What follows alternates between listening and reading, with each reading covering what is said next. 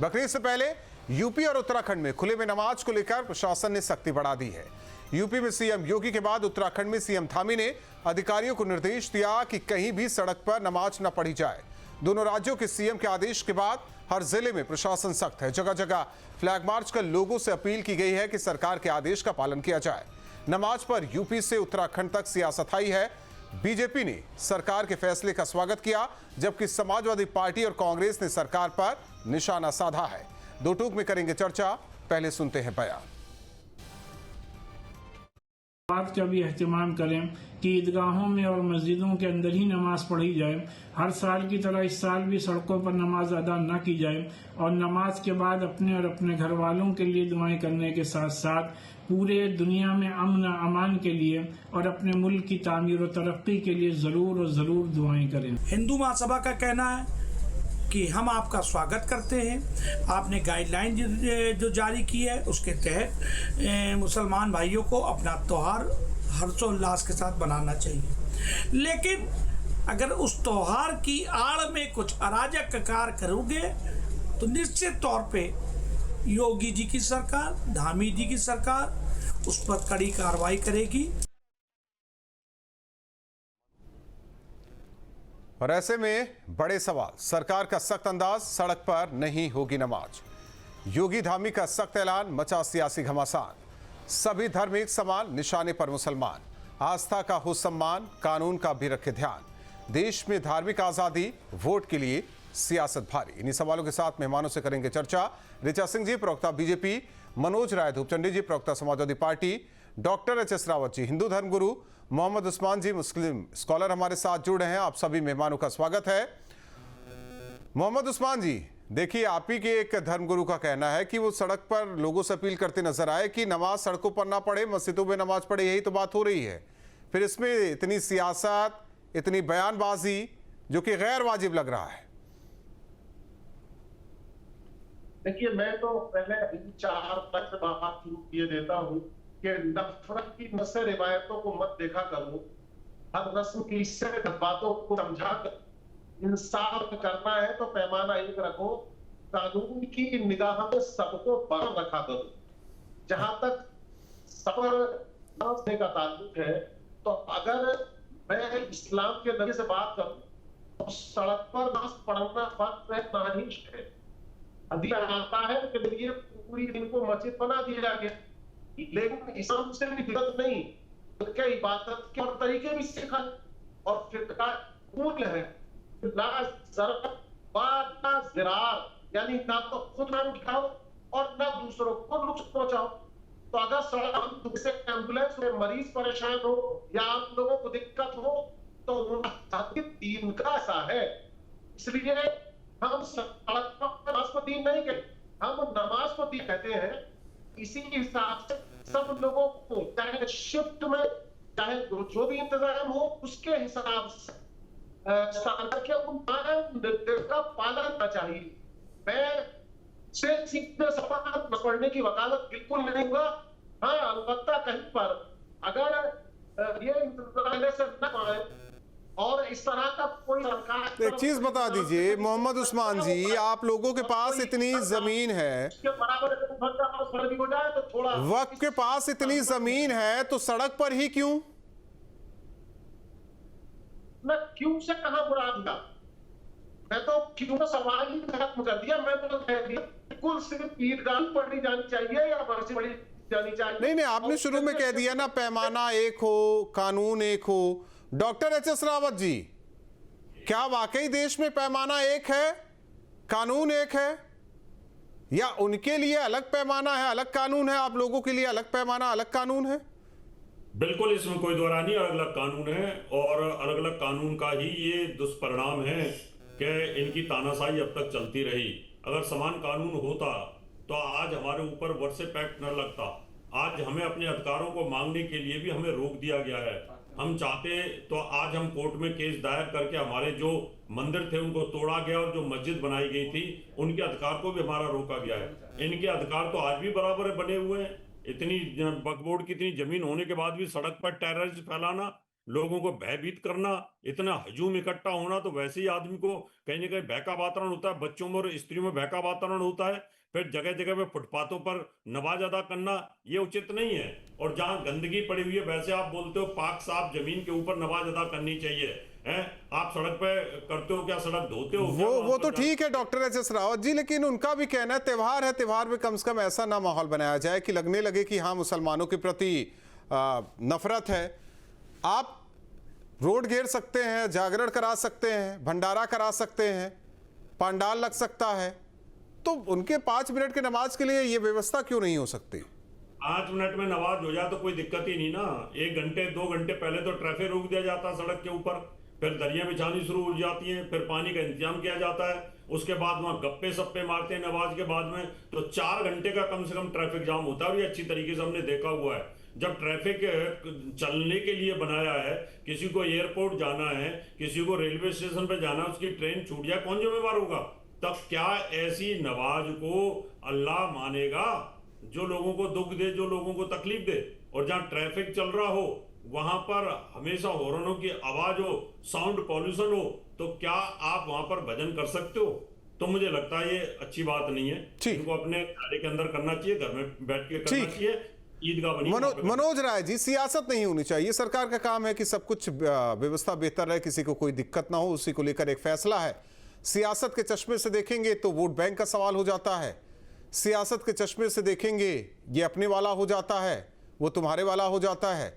सियासत के चश्मे से देखेंगे तब तो सरकार का कोई भी फैसला सही नहीं है।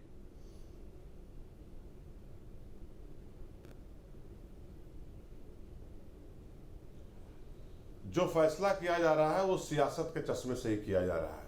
आप बांटने का काम क्यों करते हैं? देश में और भी तो काम है, प्रदेश में और भी तो काम है, आप वो काम क्यों नहीं करते? आप बांटने का काम करते हैं।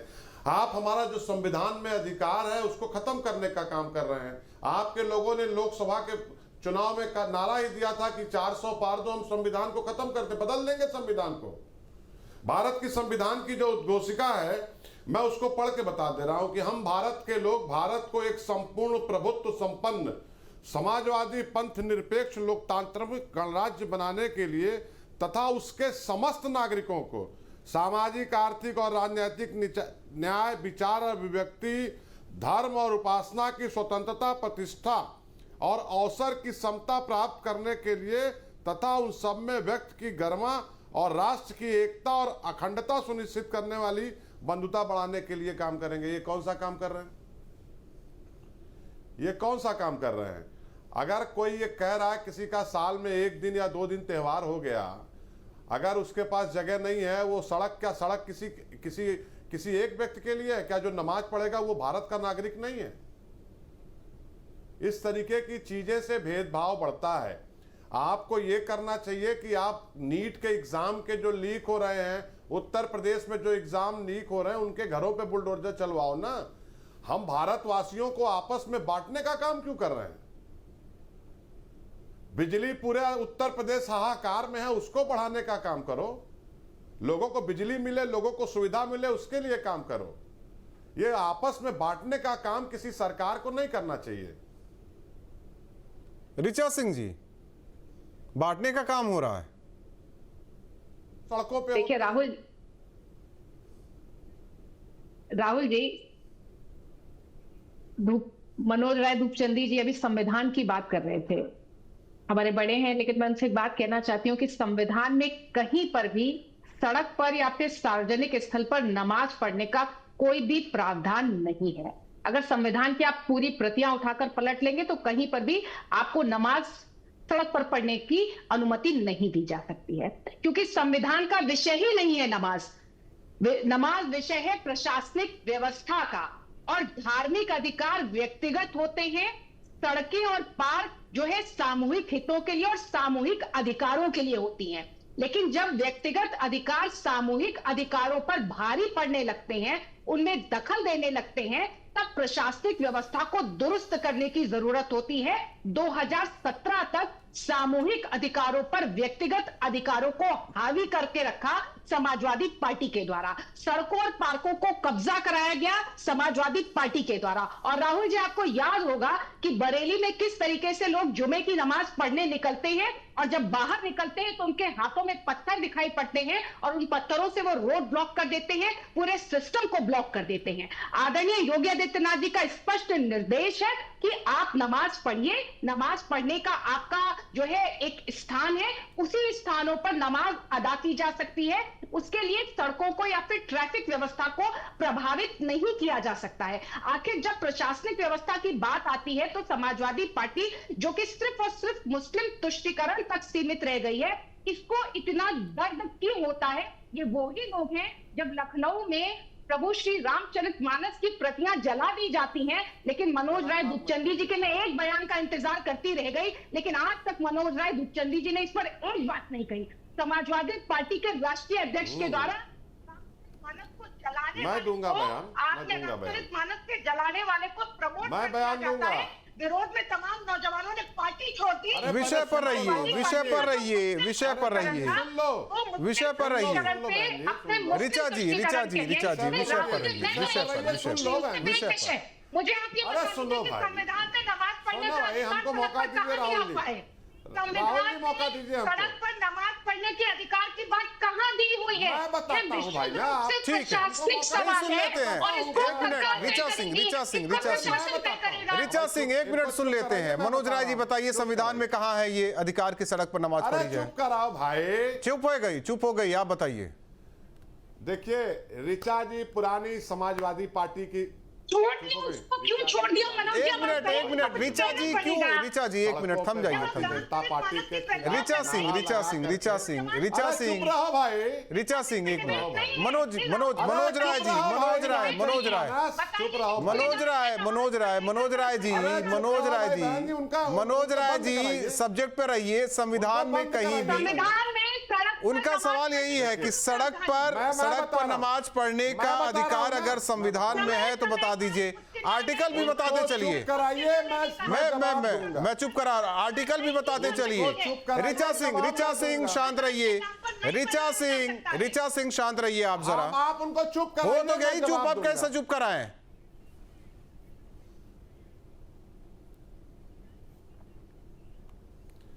मैंने संविधान की उद्देशिका पढ़ा, संविधान में ये नहीं बताया क्या लिखा है। ये भारतीय जनता पार्टी शिक्षा में कहाँ लिखा है? और जो पुराने कि आप नमाज पढ़ रहे थे। ऋचा सिंह, पढ़ो, ऋचा सिंह, ऋचा सिंह, ऋचा से सिंह, लाभ लेकर एक मिनट ऋचा सिंह, आप बीच में मत अरे बोलिए। सुन तो लो, पहले सुन तो लो यार। अरे सुन उद्देश्य तो लो। नहीं, यहाँ कोई याद यार नहीं है दीदी, आपका। बहन जी, अपनी भाषा सुन ठीक लो। करिए, अपनी भाषा ठीक करिए। देखो, आप तो मैंने- वरिष्ठ है, मैंने- यार यार मत बोले यहाँ बैठकर। पीढ़ी के मैंने ऋचा जी, दीदी ऋचा कहा जी, है ऋचा आपको, जी, कहिए ऋचा तो जी। दीदी ना कहूं। ऋचा जी, ऋचा मैंने जी, एक दीदी मिनट। कहा है मनोज राय, आपको। मनोज जी, मनोज जी, मनोज मैंने जी, आपको बहन जी कहा है, मनोज जी, गजब बात कर रहे हैं। मनोज जी, सब्जेक्ट पे रहिए। क्यों इसे ले देखिए, लेते हैं? भारतीय जनता पार्टी के व्यक्तिगत ना होइए। लोग, मैं उसी की बात कर रहा हूं। देखिए, मैं उसी की बात कर रहा हूं। मैं व्यक्तिगत वो ले रही हैं भाई। देखिए, भारतीय जनता पार्टी के लोग मुख्य मुद्दे को हटाते हैं, मुख्य मुद्दे से दूर भागते हैं, असली बात नहीं करेंगे। मैंने संविधान की उद्देशिका पढ़ी और इसमें मैंने ये कहा कि सबको अधिकार है। मैं जिस कॉलोनी में रहता हूं वहां पार्क में दुर्गा पूजा मनाया जाता है, रोक देंगे ऋचा सिंह? प्रशासन अगर इजाजत देगा, देखिए प्रशासन इजाजत देगा कम से कम तो लगेगा। प्रशासन इजाजत नहीं देगा तो नहीं लगेगा। मनोज जी, आप भी जानते हैं सरकार नहीं, ये गलत बात है। सरकार में, एक मिनट बात सुनिए मनोज राय जी, मनोज राय जी, ये आपको पता है कि जितने भी आयोजन होते हैं, नहीं जितने, सुन लीजिए मेरी बात, सुन लीजिए, जितने भी आयोजन होते हैं वो चाहे राजनीतिक हो चाहे धार्मिक हो, उसके लिए उसको आदेश नहीं, मैं क्लियर करता चलूं दर्शकों को, आदेश बिना आदेश के नहीं होता है। पूरी बात सुनिए तो नहीं, मैं खुद ही क्लियर कर दूंगा, मैं खुद ही क्लियर कर दूंगा, आपको कोई क्लियर करने की जरूरत नहीं। मैं खुद दुर्गा पूजा कराता हूं।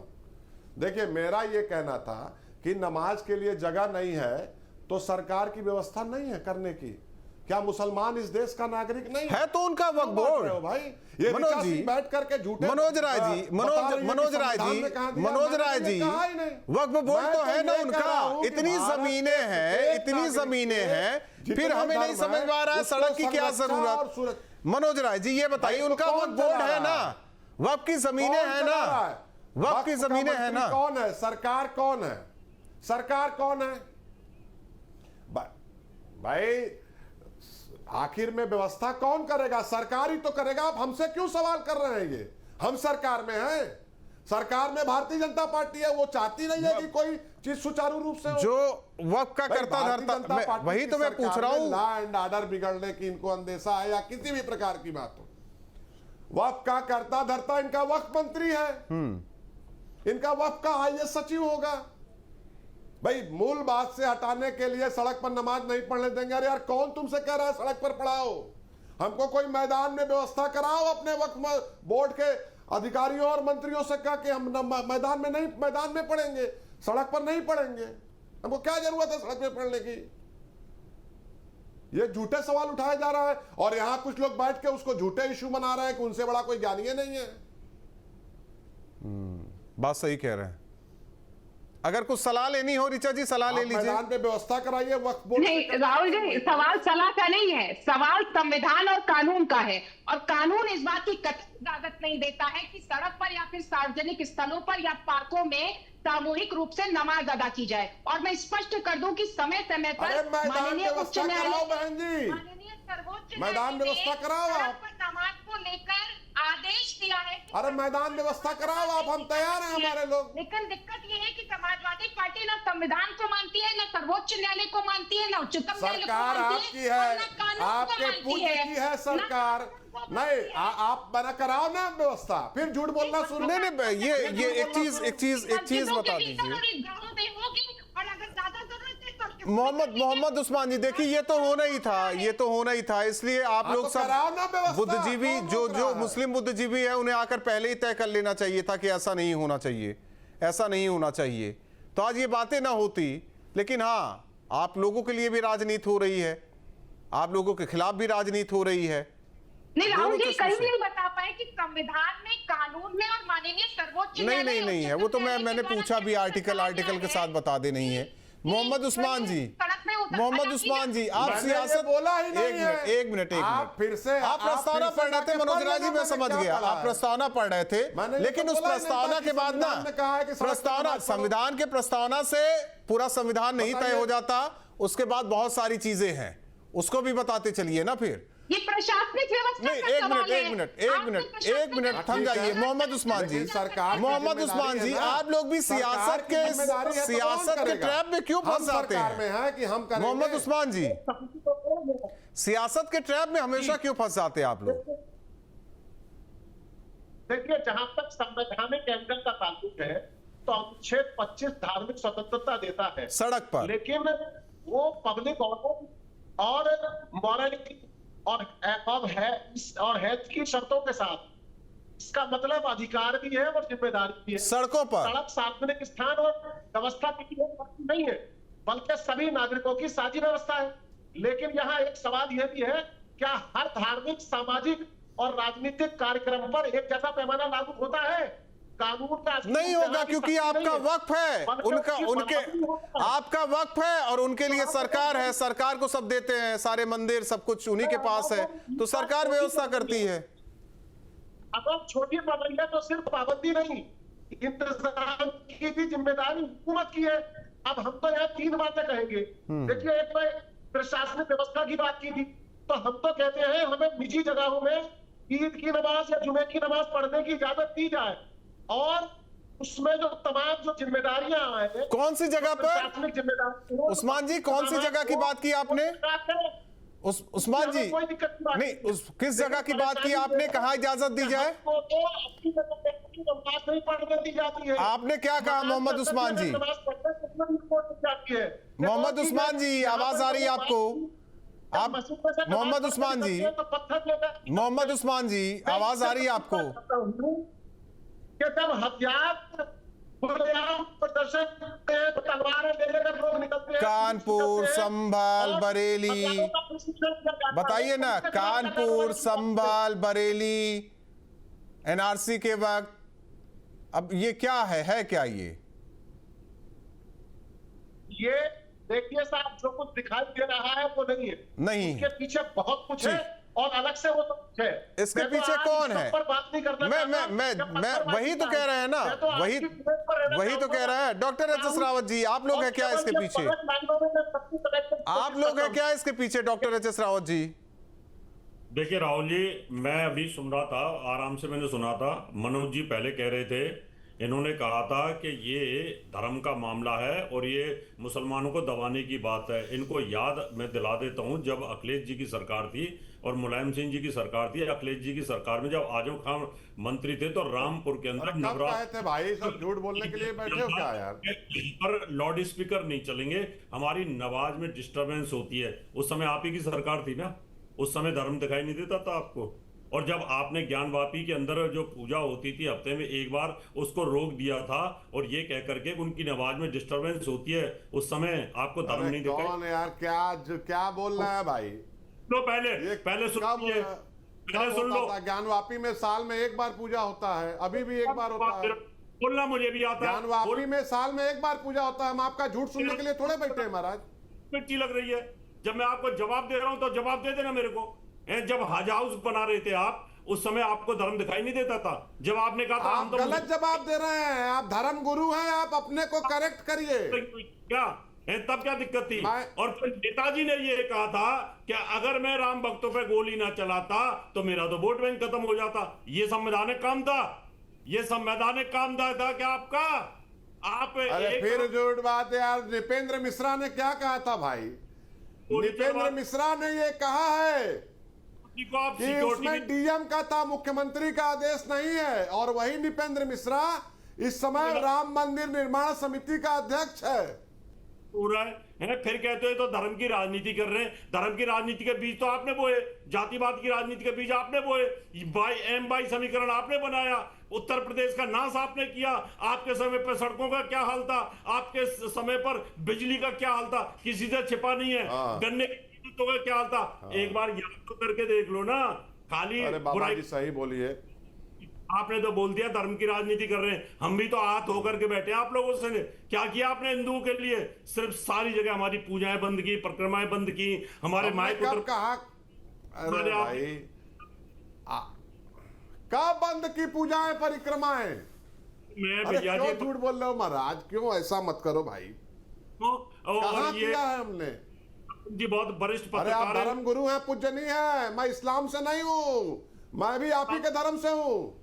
माइक उतरवा दिए गए थे नवरात्रों के अंदर कि कोई भी आरती वगैरह कुछ नहीं होगी, हमें डिस्टरबेंस होती है। आप पूछ के देख लो, ये तो वरिष्ठ पत्रकार। इस तरीके का ऐसा मत करिए भाई। भाई मैं बिल्कुल नहीं कर रहा। मैं तो डिबेट में बैठ लो। 30 डिबेट उस समय करी थी जब वो मंत्री थे, इसलिए मैं यहाँ झूठ क्यों बोलूंगा इतने बड़े चैनल के ऊपर? सच्चाई है वो बोल रहा हूँ। अब गूगल सर्च करके देख लो, गूगल पे भी आ रहा होगा। तो इसलिए आपने धर्म का दोहन किया, आपने धर्म की राजनीति की, आपने मुसलमानों के लिए गूगल में ये सर्च कर लीजिए कि क्या नहीं उनका देखिए। नहीं मनोज राय जी व्यास एक मिनट उनका कहने का तात्पर्य एक चीज, व्यास जी का तहखाना कब बंद हुआ था उनका वो कहना है, वो बताना चाह रहे हैं। जो अब जाके खुला है व्यास जी का तहखाना, उसकी बात कर रहे हैं वो। किसने बंद किया था व्यास जी का तहखाना? आप बताएंगे ना, आपको जानकारी। आप तो वाराणसी के ही हैं, आप वाराणसी के ही, आप ही बताएंगे। उन्होंने उसको घिरवाया था, कोई ऐसा थोड़े। किसने घिरवाया था? वही पैदा हुआ हूँ, 53 साल उम्र है, मैं तो बता रहा हूँ। नहीं किसने, मतलब रोक किसी ने नहीं लगाई थी। अरे भाई जो लोग नीचे रहते थे वहां बंदर चले, देखिए नहीं, मंदिर में बंदर चले जाते थे, इसलिए बचाव के लिए वो नीचे था उसके ज्ञानवापी के, इसलिए उसको घेर दिया गया था। मतलब ये खबरें झूठी है कि 1993 में गौरी की पूजा साल में एक दिन होती है। हाँ नहीं, मतलब ये नहीं, मैं मनोज राय जी मैं उसमें नहीं पढ़ना चाह रहा हूँ। यानी कि ये खबर, ये जो खबरें रहती हैं मनोज राय जी, यानी कि ये खबर झूठी है कि व्यास जी की जो पूजा होती थी 93 में ये बंद करा दिया गया था, मुलायम की सरकार थी तब, मतलब बीजेपी इतनी मजबूत हो गई थी उस टाइम से। बताइए ऐसी झूठी खबरें आप लोग ऋचा जी, प्लान कर देते हैं कि उनको जवाब देना भारी पड़ जा रहा है। राहुल जी आपको पता है? हाँ। राहुल जी पता है आपको? राहुल जी आपको पता है बनारस की पंचकोसी यात्रा जो व्यास जी के गद्दी से आशीर्वाद लेकर के शुरू होती थी, उनके घर को अधिग्रहण कर लिया भारतीय जनता पार्टी की सरकार ने। मैं कहाँ कुछ कह रहा हूँ, पंचकोसी तो यात्रा आप एक चीज क्लियर कर दीजिए ना मनोज राय जी। मैं समझ रहा हूँ वो हिंदू विरोधी है, व्यास जी का नाम लिए आप। मनोज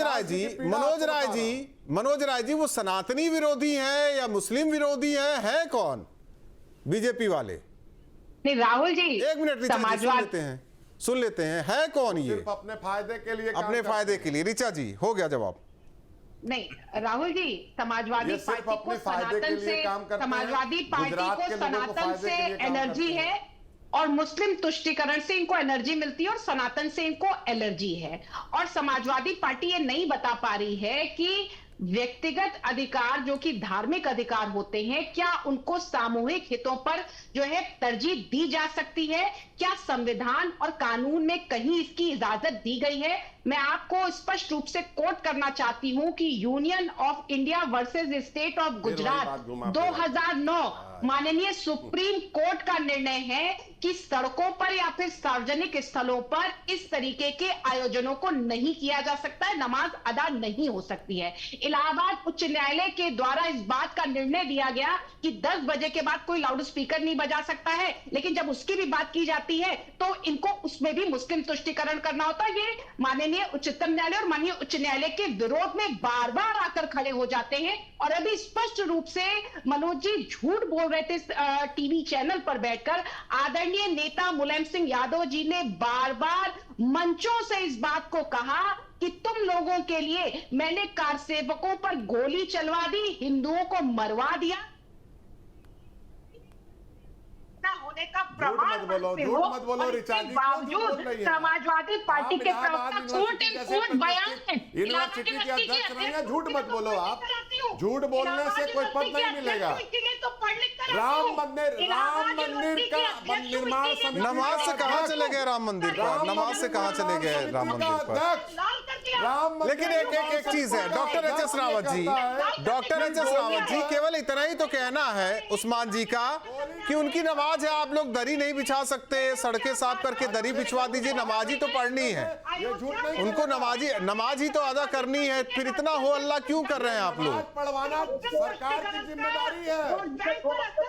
अब नमाज पढ़वाना क्या घर से एक को निकाल के लाए क्या? सड़क पर बैठो और नमाज पढ़ो। बकरा काट के भी सरकार की जिम्मेवारी है क्या? जाकर के बकरा भी सरकार व्यवस्था